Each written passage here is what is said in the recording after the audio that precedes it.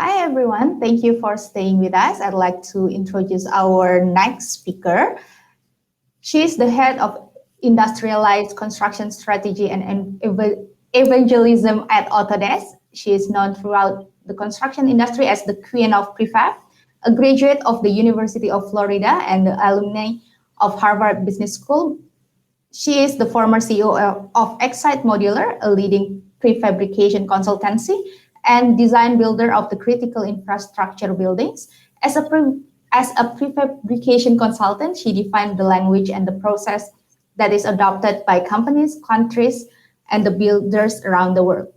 She was also appointed by the Singapore government's Building and Construction Authority as an international expert to advise its construction productivity roadmap.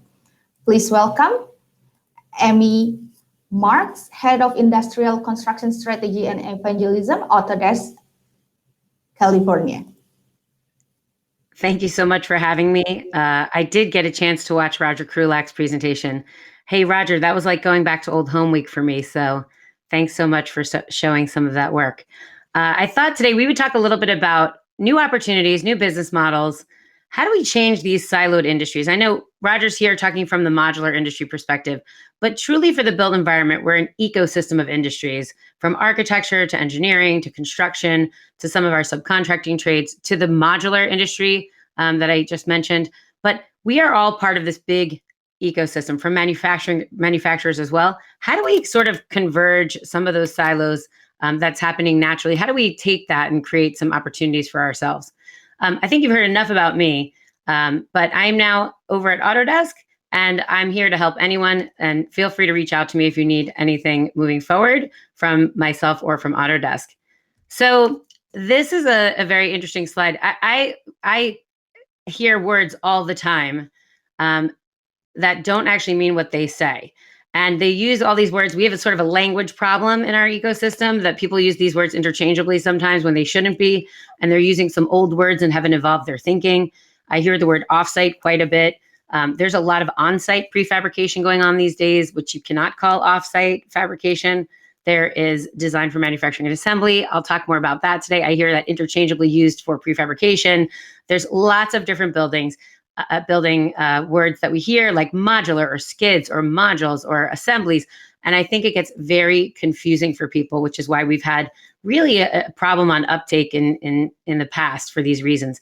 And we need to evolve our language. And I think it's really important that we do so. So I like to think of the umbrella term. I used to use the words modern methods of construction. Every time I said that, it kind of felt old. It's a word, that phrase is actually utilized in other parts of the world still, but I feel like what we've moved towards now is an industrialized construction overarching umbrella. And that truly is the application of manufacturing techniques to the built environment, not just to the construction side, but to planning and design and pre-construction, construction, all the way through operations and even digital twin of the building. So we want to apply some of the really amazing things they've done in manufacturing that have created certainty, cost certainty, productive workspaces, and connections to the supply chain partners, like they've done in manufacturing. We want to bring some of those things over to our ecosystem. So if you think about industrialized construction as the overarching principle for many things, here's a couple of those things, not all of them, but you can see the house that industrialized construction built.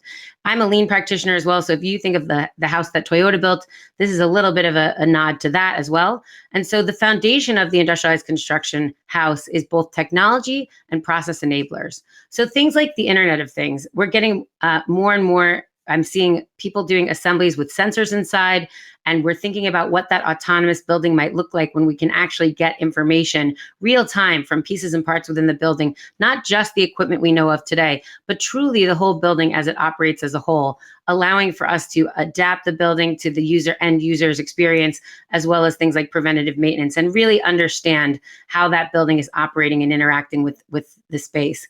So things like big data and analytics are very important on the technology enablers. We want to understand the data as we are looking at utilizing prefabrication and productization throughout these life cycles.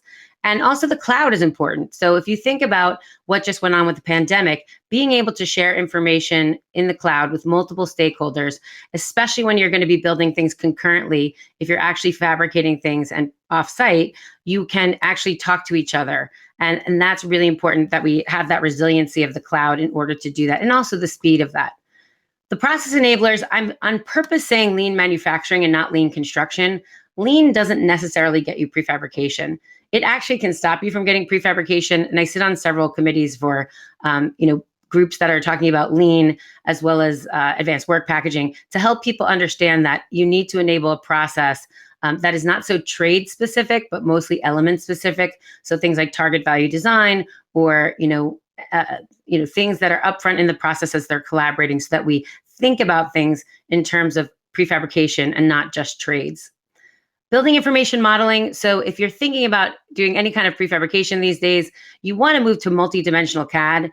We obviously need to think of things in 3D, but obviously we can get to things like 4D, 5D, all the way up to all the Ds everyone talks about. But at the end of the day, we want to be able to understand functional data in the building information modeling of what that assembly, what that product actually looks like and how it integrates, and things like parametric design that will allow you to use things like generative design and utilizing technology to its fullest. Building information modeling is really one of those enablers. Design for manufacturing and assembly, I'll speak about a little bit more as we go through, but that's the enabling design choices you make upfront that allow for prefabrication to be optimized later and downstream. And I'll speak more about that in the slides coming up. As you move up in the house, we have really the manifestation of the physicality of prefabrication. I like to think of it as a prefabrication continuum. And you'll see some of my language for some of my old friends that are in the audience. I've evolved some of this language with advanced building products. So those, I believe, are, for me, have always been products that reduce drying time, curing time, hot work. I mean, the building that Roger showed that we worked on back in the day actually had no hot work above the first floor, but for, I think, a couple spots on the roof. So advanced building products that reduce all of that waiting time, all of that inefficiencies just by buying a particular product. Single trade assemblies, I think those are pretty self-explanatory. They can be things like pipe spools or electrical whips, but really they can even be light gauge frame wall panels, something somewhat simple, but usually obviously dealing with one single trade. And they're coming all the time. We're seeing these every day. We've been seeing single trade assemblies for many, many years. Multi-trade assemblies, we're seeing a lot more of those come out in the last few years. And anything that has heavy MEP from a project perspective, whether it's a manufacturing project or a semiconductor project or a hospital, any data center, anything that has heavy MEP, you're seeing multi-trade assemblies now happening for many years. And it is it's been more challenging to coordinate at the general contractor and architecture level, but the subcontractor trades have been doing single trade and multi-trade assemblies. It's just been in those places for the last 20 years, underground, behind the walls, above the ceilings, in lots of places where it was their means and methods to be more efficient. We're seeing that change now as more and more contractors understand, the general contractors, that they need to be more like systems integrators, and they're trying to really understand these from the genesis of the design. Architects as well are trying to really get a hold of this information from the downstream manufacturers and trade contractors as it informs the design up front from these trade contractors that are truly becoming more like manufacturers. And then you get to the part that I heard Roger Krulak talking about, which was volumetric modules. And volumetric modules, there's no hierarchy. That's a great application for what he's doing in New York. It isn't necessarily the best application everywhere in the world. And so you have to really look at this not as a hierarchy, but as a toolkit where you can use more than one for the right application. So that's why it's a continuum and actually not a hierarchy. And hopefully you're not ever building volumetric modules under a roof like a conventional construction company. You heard Roger, as we set up that factory, talking about assembly areas and group technology work cells and things of that nature. Those were manufacturing techniques at the time that were somewhat unheard of. So I think really we want to look at this as a continuum of pieces and parts that you're able to use at any time for the right project. And then you can apply advanced building techniques for those physical parts. We can use robotics and automation. We can use additive manufacturing, things like 3D printing. There's lots of things we can do. Design for manufacturing and assembly is not just for prefabrication. It's also for being able to enable things like robots in the factory, things like robots on site, things that we are building these continuum pieces and parts in a better way, a more productive way, utilizing the technology that's available on this planet. So I talked a little bit about convergence earlier on. We are seeing this all around the world. We're seeing industries converge. We're seeing process converge. We're seeing technology converge all the time. And we have to recognize that that's happening within our ecosystem. It's happening every day. We rarely run into, for me at least, I'm rarely running into somebody that just has one role in the space. They are getting into some of the other roles, whether it's moving up front in design or moving downstream in fabrication. We're seeing that more and more as time goes on. So there's a lot of change going on. And I wanted to throw this formula up here, which is Dan Miller's formula for change. I'll revisit it at the end of the presentation, but there's a lot of change going on, but people don't change, companies don't change unless they're dissatisfied about how things are now. Some people are not recognizing that things are changing, and therefore they're happy just doing everything they're doing all day long, the same way they've always been doing stuff. It's really hard to change companies and people that are happy. After they're dissatisfied, though, they need to see a vision of what's possible. And I think I would say in some of the industries that make up our ecosystem, we've been short on vision. We've been very siloed, even in the prefabrication space or the modular space. We only really saw one vision of what was possible.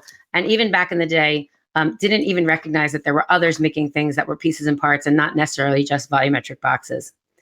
And then once you have a vision of what's possible, you have to have some concrete steps of action. So you have to take those steps of action because you know you're going to have to overcome some resistance. Dissatisfaction, vision for what's possible, and the first concrete steps of action you take have to be greater than resistance. And because we are a very siloed ecosystem, you will come up against resistance. I know all of you have seen this, and probably when I got back into the green room, maybe Roger even showed it, or some other speakers will show it today. The one thing I want to talk about is not just that over the next 15 years, 45% of this $14 trillion ecosystem is going to move towards industrialized construction practices, right? That's not so new. In fact, I think a lot of it has already shifted that way. We know that, especially on, as I mentioned, the heavy MEP embedded type project typologies, as well as the ones that are cellular in nature. What you don't talk about, and I don't hear enough people talking about, is that in this future, there are both winners and losers. And when you see the red versus the purple and the blue, if you see a lot of red in one of those areas, they are losing. And so they need to recognize that that's the projection for the space that they're in, and they need to shift their business practices into one of those areas where there's opportunity for growth. So there's also some value up for grabs that a lot of people don't talk about on the upper right-hand corner. Aside from there being value now created within some of these areas within our ecosystem, there's additional value if you're thinking about what you could do really well that is right there for you to take. And, you know, for us at Autodesk, they're recognizing that you need to double your spend basically on technology. Technology is going to be a big key. Although it's a small part of the spend, you will have to embed more technology in your practices. And I'll talk a little bit about how that should happen. But there's an incredible pressure on this ecosystem right now. You have big serial owners, the owners that have multiple projects all over the world, diverse geos that are looking for consistency and are really driving this and driving a lot of these initiatives with the playbook mentality of understanding how to decouple process and create pieces and parts and putting them into their playbook to understand the workflows and the data that they want to own around that for certainty. Governments are requiring this and incentivizing it all over the world. She mentioned Singapore. There's places in the UK, Australia. I just had a meeting in Brazil yesterday. Everywhere around this planet, a lot of the governments on the restart for COVID are talking about three things. They're talking about being digitized with building information modeling for new projects. They're talking about sustainability, especially focused around carbon. And the third thing they're talking about is industrialized construction. And so if you look at all of the restart programs from around the world, many of them are citing those as the three things that are needed for restarting construction in their spaces. And hopefully that's already started because I think we're past sort of the initial shock. On the other side of the device, you have subcontractors that have been recognizing the value for prefabrication for many years. And I mentioned that before, that single trade, the majority of prefabrication done on this planet right now is single and multi-trade that many people never even recognize. And they've been doing this for many years. They haven't necessarily passed that value up chain, but they haven't necessarily been enabled by the upstream processes either. And then you're going to see some successful prefab product manufacturers, some of which are speaking at this conference today, that are usually small companies that have done really great things. And they're a proof point to the bigger companies that this is possible. And they're looked at as, well, if those guys can do it, why couldn't we do it here at our multi-billion-dollar company? And because we're a global economy now, and because modules and pieces and parts ship from all around the world, and I remember someone telling me that would never happen in life, and I've seen that now come to fruition, there are lower barriers to adoption now. But that's squeezing our two main personas in the ecosystem of architects and engineers and general contractors. Many who are now at the general contracting level learning how to become more systems integrators of pieces and parts. And in fact, many of them have become fabricators and self-performing lots of those pieces and parts themselves.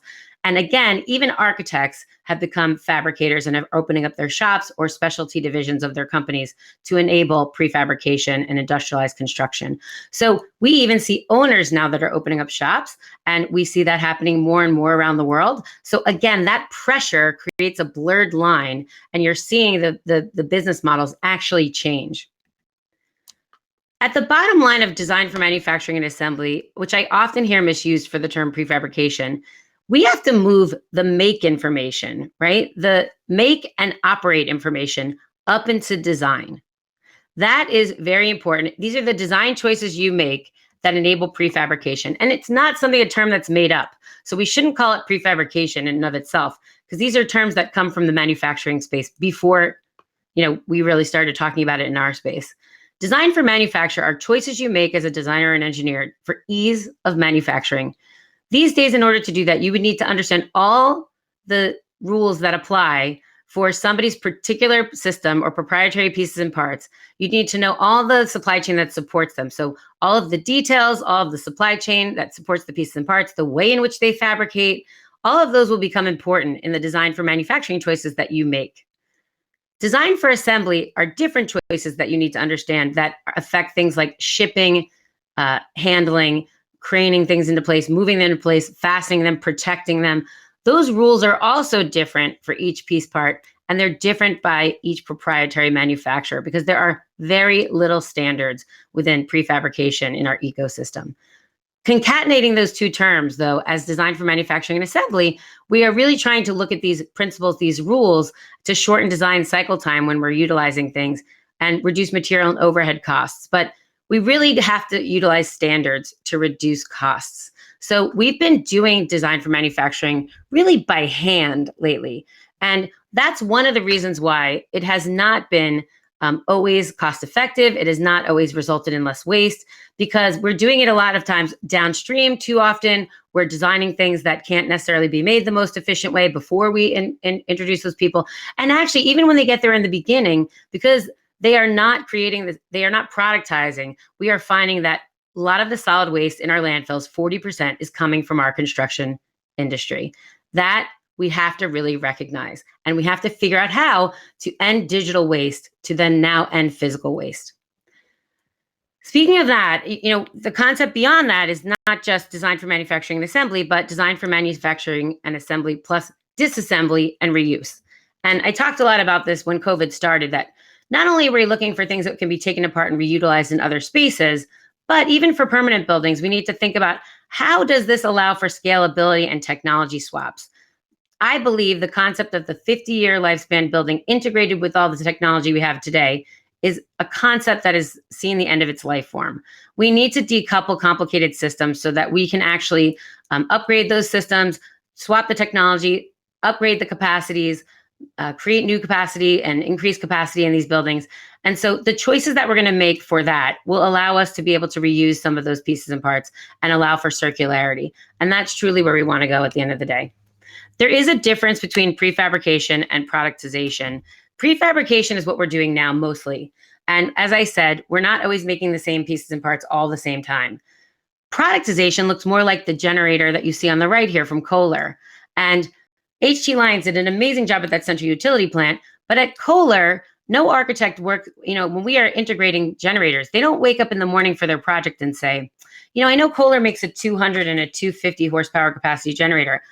I don't really care. I'm going to make a 217 and a half today, and I'm just going to have them make it because that's what fits in my job. So We are not productizing, and therefore we are allowing things to change so that we don't have a lot of consistency and certainty in the space. So what happens? We make a lot of snowflakes. Even the best manufacturers I know in the space are making a lot of snowflakes. And we have to stop that if we truly want to be good at what we do. You have to really shift, and not just the fabricators, but really the owners have to shift in understanding their playbooks as a collection of products instead of process. So we are right now making things initially an ad hoc in what we fabricate, and sometimes they're repeatable. Squint your eyes, it looks sort of the same.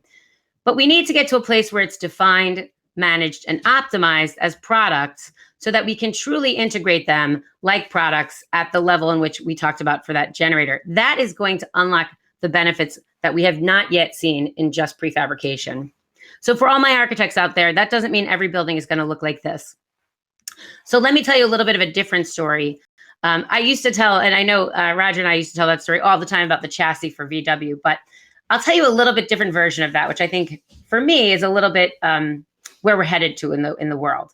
I'm renovating my house right now, and you can go online and buy a standard product like Sonos, which is for those of you who are not from the US, is a sound system you can buy for every room of your house. You don't have to have much knowledge about what's going on. I can buy it online.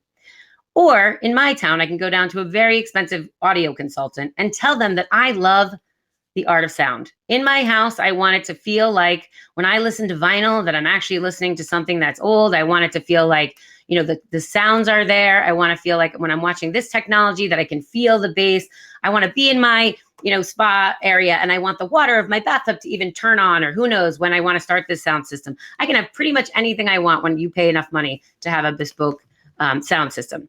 However, that architect of that system, he takes the parameters, he understands the user experience that I want. He really thinks about how he can best suit my needs, but he puts together a system that's already productized. He doesn't build speaker wire. So probably 85%, 80% of the art of sound in my house was already productized before I went to that consultant.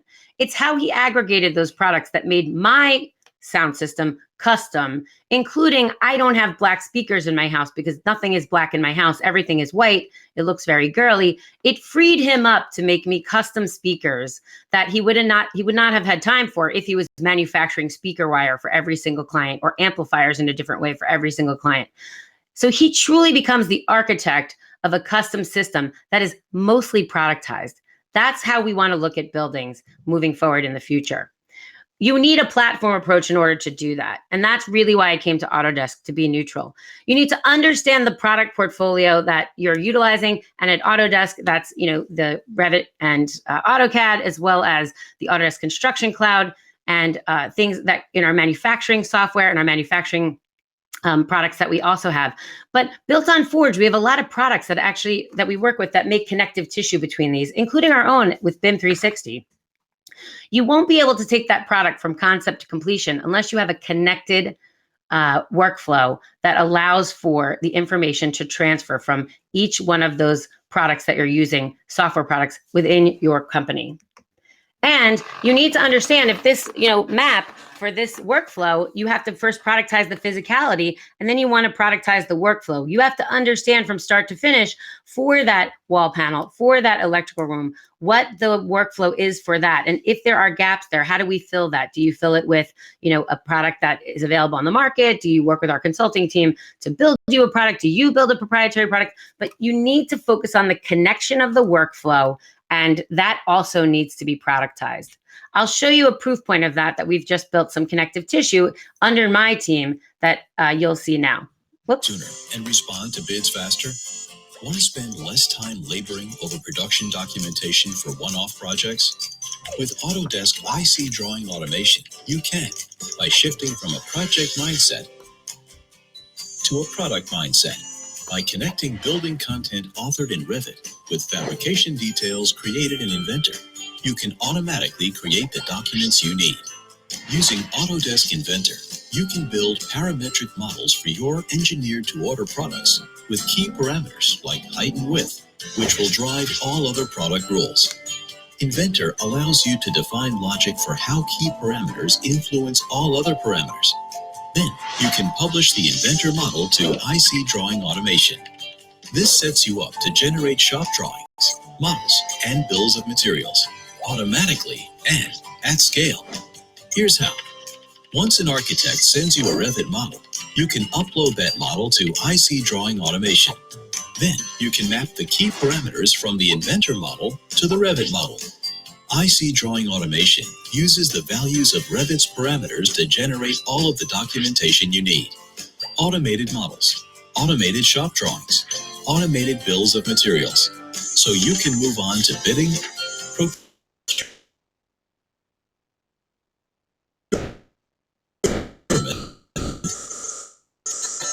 and fabrication. So that's a beta test that we're doing. And if you can learn one thing from me today, I think that's most important. There's no one ring to rule them all. That's an example of a small connective tissue piece that if you can't eliminate shop drawings with CAD CAM, that allows you to automate that shop drawing process. And in order for you to participate in that beta test, you already have to have an understanding of physical productization within your organization. So we're working with a select group of customers. If you're interested in that beta test, you can contact me and I'm happy to put you to the right people. So our strategy at Autodesk is that we have to make design for manufacturing and assembly and prefabrication easier for you. We are currently doing this again. It's been hard within the ecosystem to connect everything together. And we understand that. And we're working with you to map out workflows and understand how to connect these pieces and parts across all the life cycle of your building. And then we need to connect that Autodesk platform with the IC ecosystem so that we can inform design with that information in a different way than we're doing today. And we want to create a collaborative community with a knowledge center at Autodesk, which has already begun, so that when you need information, you don't have to start from scratch every single time. And obviously, we need all of you to work with us on these things. So let's go back to that formula for change before I wrap up. We talked about you have to be unhappy.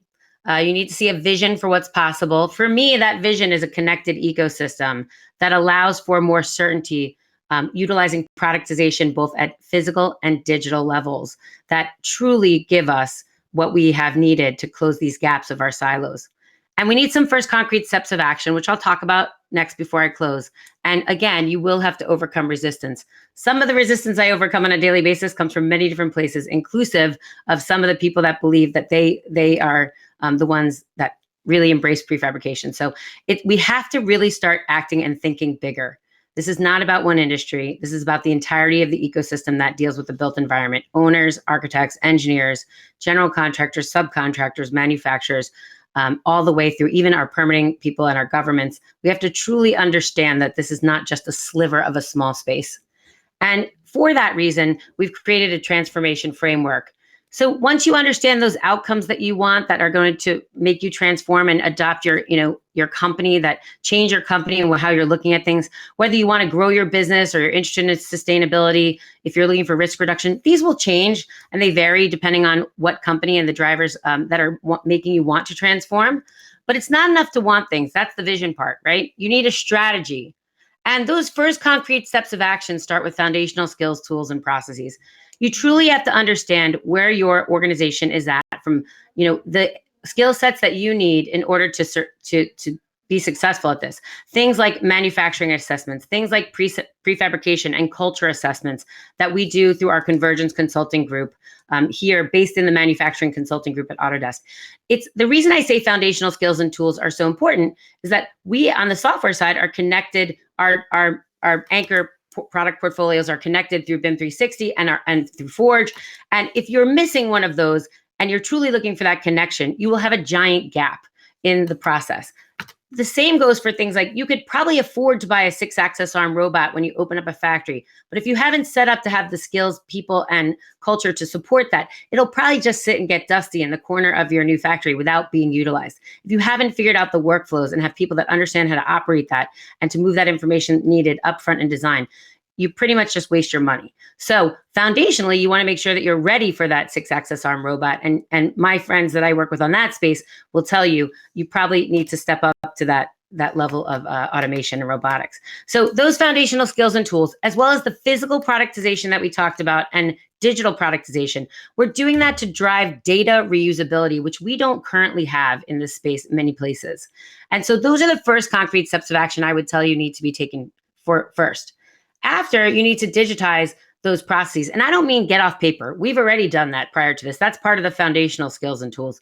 You need to enable automation and connect all those processes, because those processes will be different for each of those products that you're looking at. Some will be similar, some will go apart and come back together. That makes sense because we have things that have different DNA in the products that we're utilizing to build buildings. So we need to connect those processes and digitize them and automate them.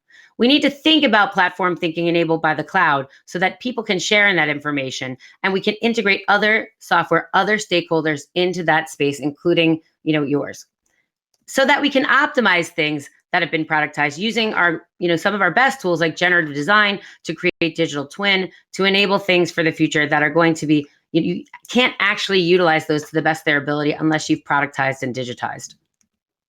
And we're doing this for circularity. So that for me is the end all be all. I want to see digital and physical reuse for our ecosystem. I always like to tell the story that I had a big general contractor show me for 2 hours all the great VD&C they were doing. And they did a lot of prefabrication in it. And I said, that's fantastic. How much of that can you reutilize for the next job? And he said, absolutely none of it. That's a shame. That digital waste leads to physical waste. Those products those fabricated elements were fabricated like that once, and they would never fabricate them like that ever again. We have to stop doing that. You should be asking yourselves how many things, not how many things you have to draw, but how many things you not have to draw so that we never have to draw them again, because we've productized them and they're scalable and we're just improving upon them. So I would leave that with you as a transformation framework, and we can partner with you either for some evangelism, obviously for the beta test, workflow mapping, and then as well in our consulting side based out of our manufacturing group. And I thank you so much for your time today, and I'll be happy to take some questions. Here's my contact info. Feel free to reach out at any time, and I can put you in touch with the right people if the person is not me that you need. So thank you so much, and I appreciate your time today. I'm going to stop sharing my screen and join in for some questions. Thank you so much, Amy, for your presentation. Now I open for Q&A session. You can click the raise hand button to ask question directly to Amy, or you can type your question on the Q&A tab.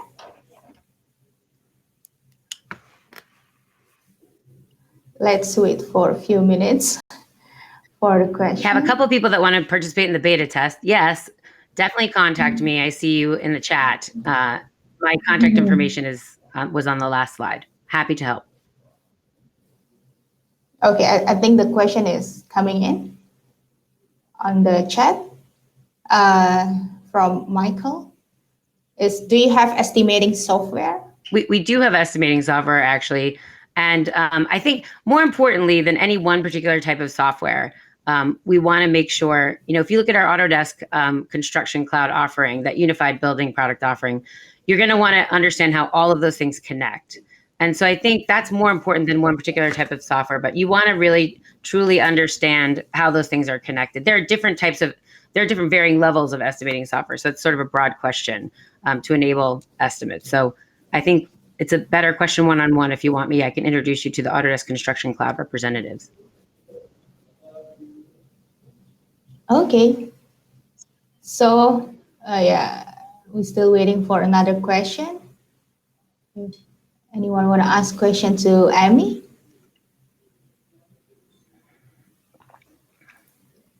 It's a quiet group today. Yes. They're gonna let me off. They're gonna let me off a little easy.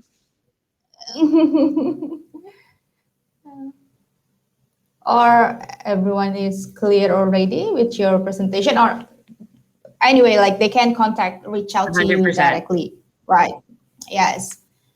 So if you have any question or you want to know more about the product, you can just contact Amy. Fantastic. Thank you guys so much. I appreciate the time, and thank you for inviting me.